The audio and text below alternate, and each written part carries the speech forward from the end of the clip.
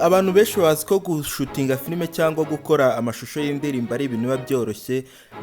Ndagira ngo mbereke ino video nuza kuyireba neza uraza kumenya ko gushutinga indirimbo ntabwo ari ibintu byoroheye abantu bose, cyane cyane abahanzi. Cyane cyane binafectinga abahanzi kubera ko abahanzi nibo bagomba gutwika babyina n'abakobwa cyangwa bakora indi mico nyine abantu bita ko yaba ari ugukura cyangwa kwerekana cyangwa gushora mu byaha by'ubusambanyi.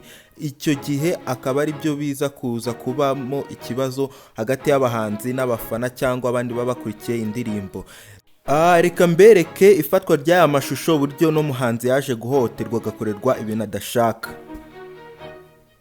Hano muri kubibona, hano yari ari kubyinisha, bari gushutinga indirimbo, ari kubyina n'umukobwa, hanyuma aza kuza umudirector aramubwira ati mva ntago ari uko, fata umwana umubyinishe ujye umugira kuno.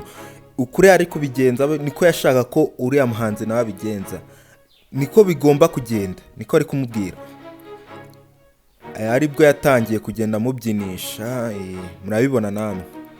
Rero abahanzi ntago baba borohewe, namwe murabibona. Ni intambara ikomeye kugira ngo muzabone igihangano cyabagezeho. So amazina yanjye banyita Odimbi, jye wari kubagezaho kino kiganiro. Imana ibarinde muri uno mwaka wa 2026 twinjiyemo, uzababere uwishya n'ihirwe. Ndabashimiye, mukomeze mu sharinge, mukande subscribe, mulayikinge kabisa. Ubwo nibwo bufasha tuba dukeneye, muba muri kudufasha kandi muri kudukurikirana, turabizi kandi natwe turabakunda, tubafite ku mutima. Ikibazo cyose mwagira ni ukwandika muri comment nk'ibisanzwe, tukaza tukabasubiriza igihe. Zagize uhezwa nta n'umwe uhejwe, mwese muremerewe. Muri comment tuhahurire, mudusharinga ibitekerezo byanyu ndetse n'ibindi bintu mwumva twe twabagezaho. Turabashimiye, murakoze cyane. Imana ibarinde. Ciao ciao.